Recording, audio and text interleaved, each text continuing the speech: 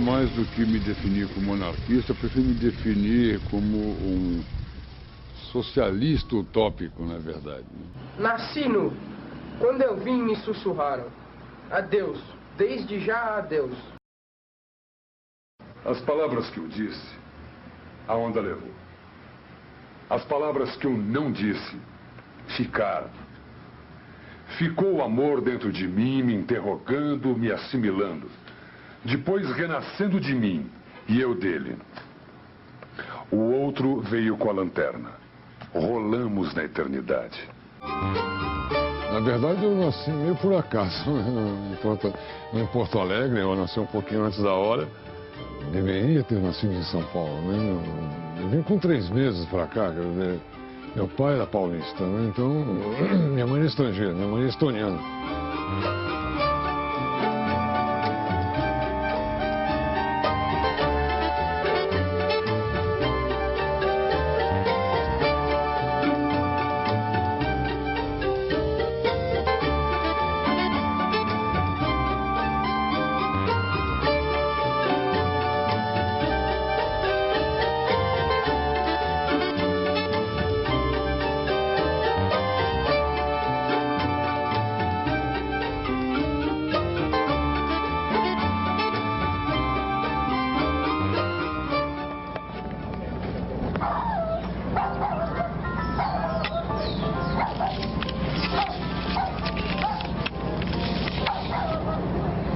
Que tal essa para aquele meu conto de guerra? Ah, procura o que você acha melhor. Ah, eu quero essa.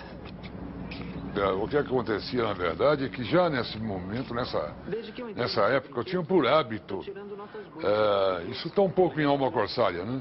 Eu tinha, com os meus amigos mais próximos, fazer escrever os contos, o livro que eu resolvi escrever lá dentro, quando eu tinha 12 anos, tinha um roteiro cinematográfico. Roteiro muito ruim, evidentemente, coisa de moleque.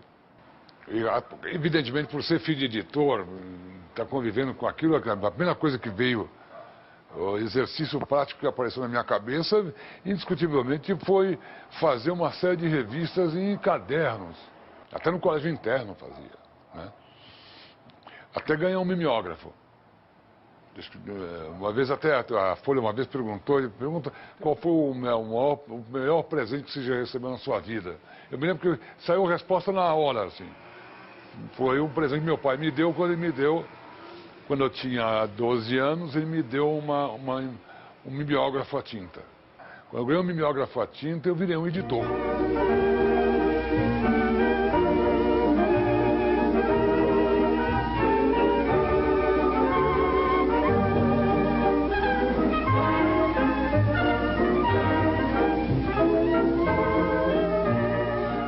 Eu sempre gostei muito de trabalhar com personagens que passam por uma experiência provisória, né?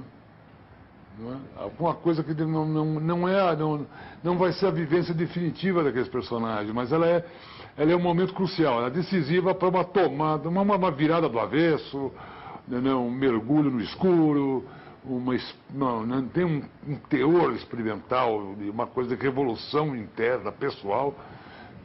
Em todos esses filmes, em todos os meus filmes antigos e mais recentes, o tema se repete de uma certa forma. Essa coisa de conseguir enxergar como uma revolução, ou mesmo a experiência de vida como uma coisa experimental. Ela nunca tem esse sentido definitivo, ela nunca termina ali. Você concordou com tudo isso, Lilian? Ah, mas eu não entendia dessas coisas. Naquela época, eu achava que uma sacanagem devia ser paga com uma maior. Tá lembrado, cara? A gente fez a cobertura desse industrial que desapareceu. É, o Hartmann sumiu. Gozado como o tempo faz a gente esquecer logo das coisas. Mais alguma morte na sua vida? Tem. Mais uma.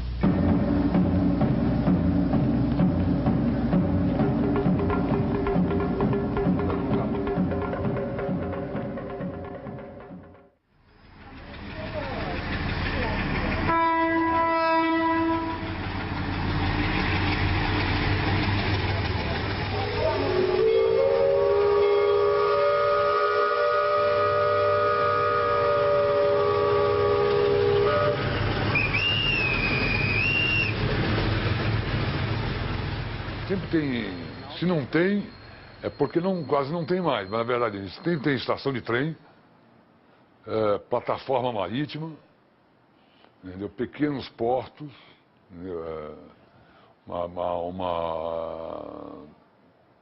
Uma balsa atravessando o rio.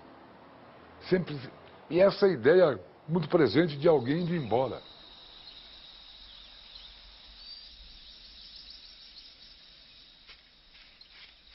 Compaixão e respeito ajudam-nos a conhecer a solidão do próximo.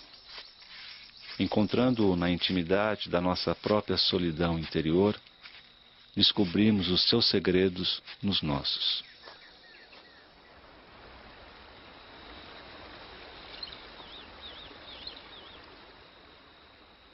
Eu acho que é uma troca muito favorável para quem está ao lado dele. Você aprende muito sobre todos os aspectos. Por favor. Aí, obrigado. Ação! Ele não esconde o conhecimento dele, ele não faz, não tem nenhum melindre em abrir todo o repertório dele do processo de criação, muito pelo contrário, né? E o processo de criação dele é fascinante. Quem já viu, quem já ouviu o Carlão falando sobre isso, quem já acompanhou ele no set de filmagem, fica encantado com a maneira como ele lida com a criação. Ele não planeja com muito detalhe a filmagem. E na hora que a coisa aperta, ele sabe exatamente o que ele quer. Como diz o cineasta Gestes Kolemovsky, o cineasta polonês Kolemovsky, o cinema é o conglomerado das outras artes. O cinema é literatura, mas é dramaturgia também. Mas é música também.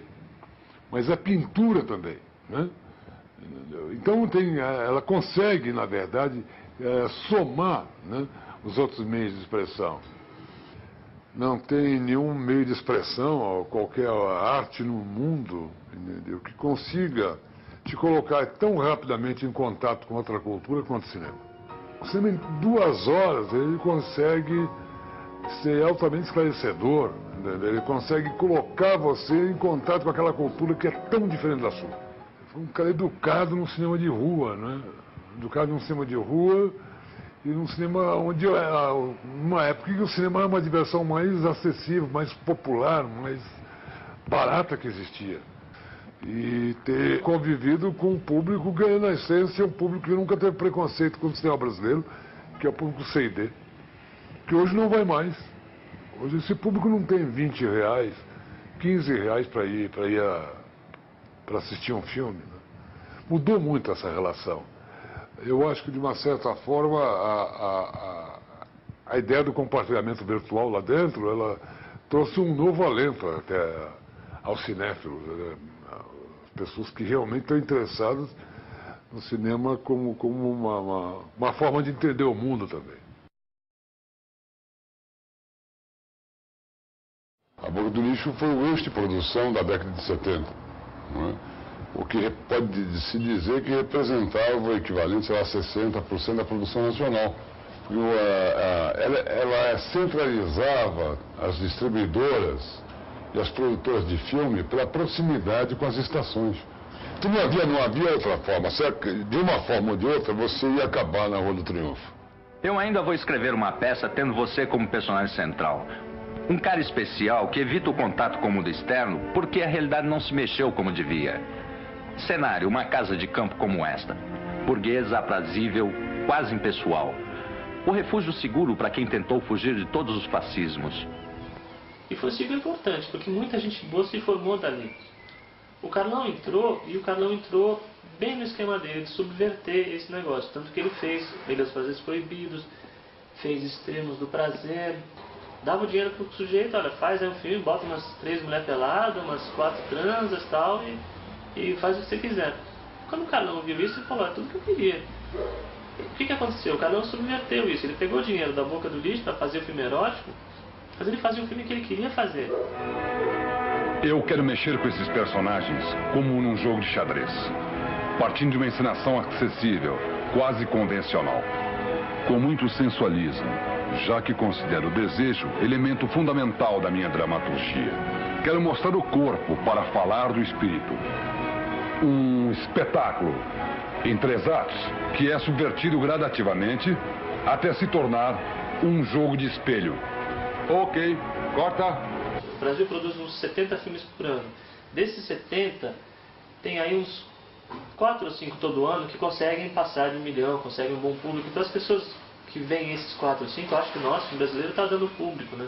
Só que na verdade tem 60 que não estão conseguindo. Desses 60 tem 50 que às vezes tem uma dificuldade muito grande, que entram com 2, 3 salas, né? E tem aí uns 20 que nem conseguem sala. Então, a lei do audiovisual é muito boa, assim, entre aspas, né? Ela é razoável. Ela consegue fazer com que você produza o filme, mas ela não consegue fazer você colocar nos cinemas. Ainda é uma luta muito difícil colocar um filme brasileiro nos cinemas. O cinema brasileiro é estrangeiro no próprio país. A diferença, a qualidade, a grande qualidade, eu acho que da Cinema da Boca do Lixo, nesse período, assim, era aquela coisa que eu já falei uma vez, já falei, acho que até aqui mesmo na entrevista, que dizia o Roberto Santos, que dizia que era enxergar, no meio de produção, a falta de condições como elemento de criação. E ele realmente vivencia isso, você percebe isso no set de filmagem o tempo inteiro. Aonde surge uma dificuldade, ao invés dela deixar ele tenso e travado porque ele tem que cumprir, ao contrário, ele rende muito mais, ele pensa em planos melhores do que o que ele tinha antes pensado. E, na maioria das vezes, o que você vê na tela é fruto de situações como essas. Tia Zélia dizia também, falava isso com relação à poesia, à literatura. Ele falava, olha, a pior poesia do mundo que seja, entendeu? Ela tem pelo menos uma fagulha de genialidade. Eu falo isso a mesma coisa com o cinema. Entendeu? Eu acho que a mais bela prospecção que você pode ter como cinéfilo é descobrir, entendeu? Essa fagulha, esse fragmento genial. A Revolução não é uma obra de arte, um espetáculo, um artesanato. Não se pode realizá-la com tranquilidade, delicadeza e elegância. A Revolução é um ato desesperado de violência, pelo qual uma classe derrota a outra.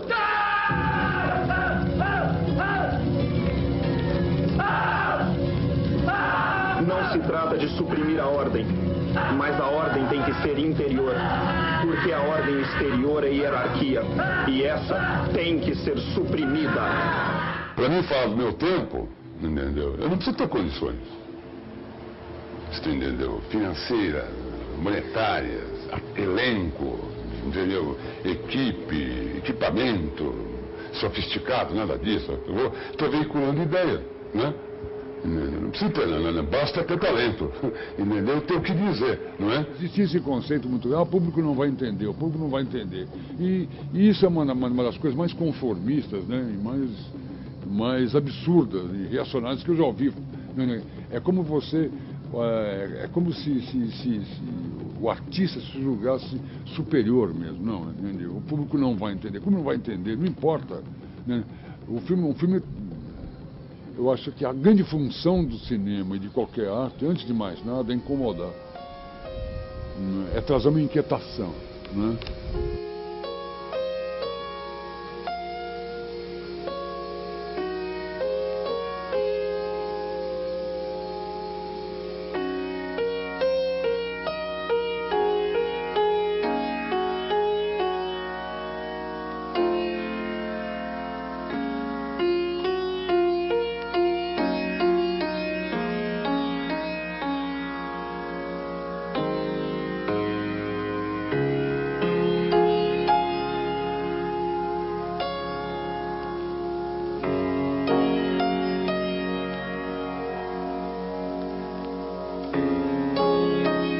Não bebo álcool, não tomo ópio e nem éter. Sou embriagado de ti e por ti. 1000 dedos me apontam na rua. Eis o homem que é fanático por uma mulher. Tua ternura e tua crueldade são iguais diante de mim, porque eu amo tudo que vem de ti. Amo-te na tua miséria e na tua glória, e te amaria muito mais se sofresses muito mais. Caíste em fogo na minha vida de rebelado. Sou insensível ao tempo porque tu existes. Sou um fanático da sua pessoa, da sua graça, do teu espírito, do aparelhamento da tua vida. Eu quisera formar uma unidade contigo e me extinguir violentamente contigo